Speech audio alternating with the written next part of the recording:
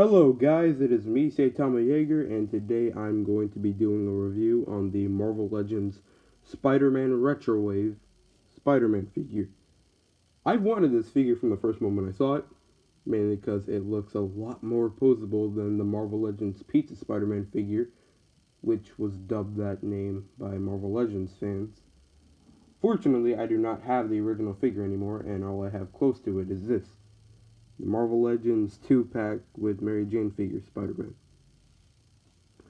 As for why I've been gone for so long, I will explain that later, but for now, let's get on to the figures, shall we? Starting with the accessories. And here we are with the accessories. They're not plentiful, but, well, they're there. Let's start off with this head. This is the head that I like to call the John Romita head, as it reminds me most of his work on Spider-Man comics. So this head is perfect. I don't see any mishaps or defects. Unlike this head, which is what I like to dub the Steve Ditko head, because it reminds me of his work on the Spider-Man comics back in like the 60s. As you can see, the web line work is kind of messed up on my copy, and the left eye here is kind of shifting. Well, the paint of the left eye is shifting away from where it's supposed to be, so it kind of sucks, but I'll live with it. He also comes with a pair of fists. Pretty basic. The web lining is great. I like it. They look alright.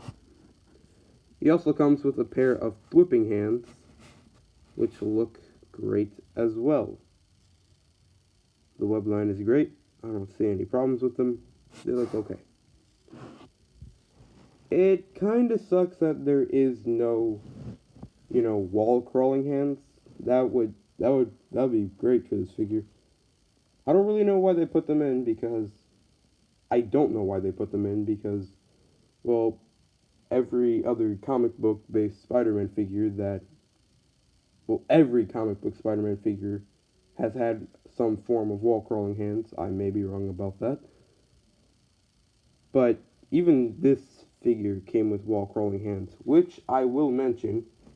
If you do have that Spider-Man figure, his wall crawling hands will work perfectly on your Spider-Man figure. So if you have these hands, then they will work. And as you can see right here, the Toys R Us 2-pack Mary Jane and Spider-Man hands will work on this figure. So that's great if you want to pull off some wall crawling shots. Anyways, let's get on to detail. So anyway, let's look at the details on this figure. For the most part, they're good. They're not bad. Besides a few paint splotches, I wouldn't say they're horrible. So, as you can see, let's look at the back first. The red spider emblem is fine. So is the belt, I guess you would call it. It's not really a belt, more like, I don't know, just this red part right here. There's no parts that are bad. There's also a tiny red paint splotch, as you can see right here, but not much to worry about. Sometimes the lines can get a bit weird on this figure, but for the most part, the lines are great on this figure. I really like the web lines on this. So, yeah, overall, the figure's fine. So let's get into my favorite part, articulation, shall we? So, he has a head swivel, and a little thing about this figure is that his neck has a dumbbell joint, which allows him to look up a huge amount, but at the cost of having a weird gap at the neck, which it looks like his neck got slit, I'm afraid. Anyway, he can also look down that far, which, I mean, I honestly don't know why you would have Spider-Man looking down, but, I mean, it's there, but even when he's in a vanilla pose with his head, it just looks weird, but I can live with it. His arm can move up that far, or at least my copy can. He has a butterfly joint that can move back that far. And it can move forward too. It can rotate 360, bicep swivel, double jointed elbows that do not go that far, sadly.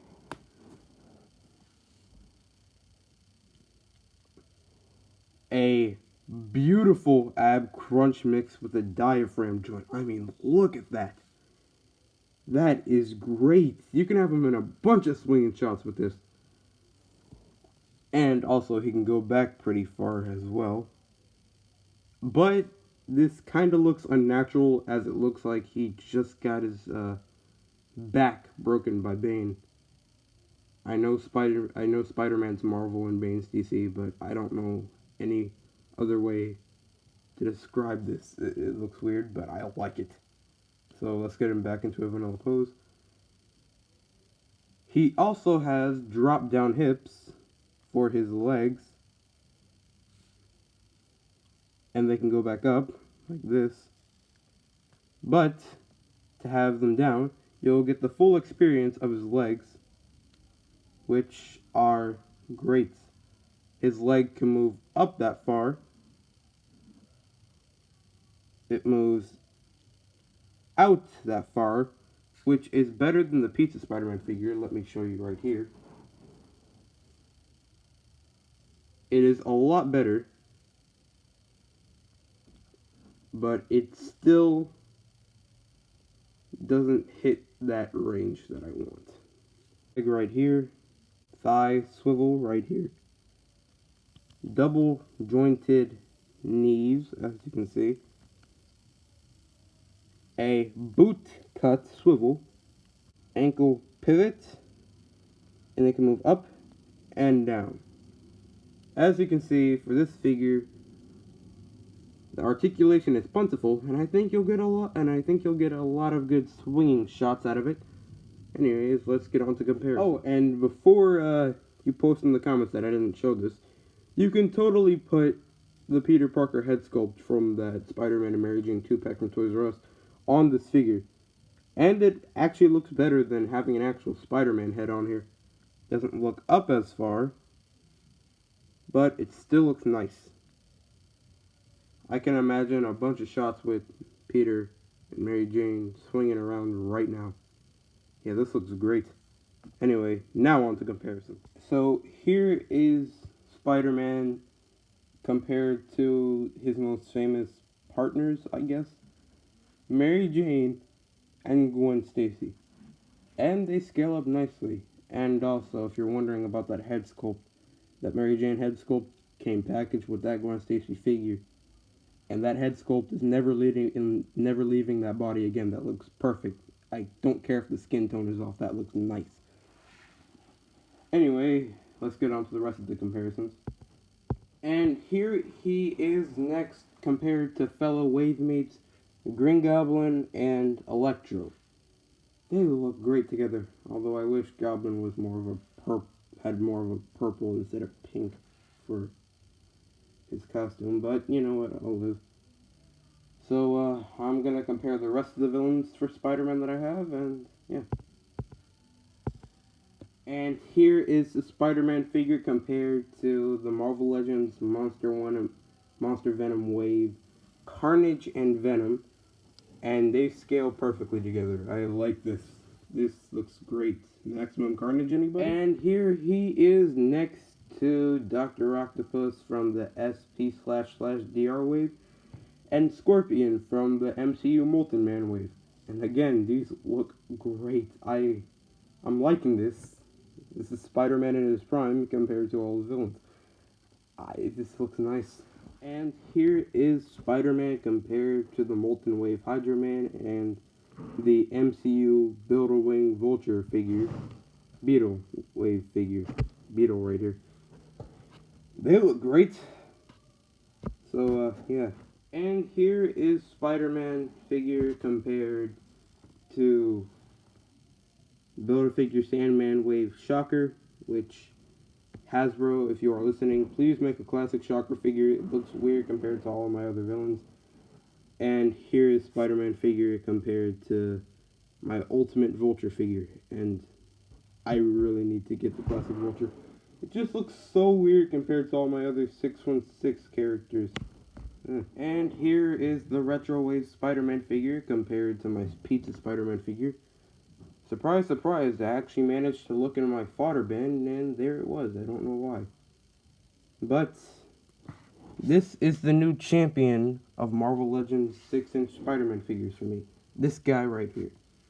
I like him a lot more than Pizza Spider-Man. And here he is compared to my Mafex Spider-Man figure, and I like this guy. I like the Spider-Man figure, but I don't like him more than this Spider-Man figure. This Spider-Man figure still takes the cake for me. So, yeah. But Hasbro is close to beating out Mafex, in my opinion.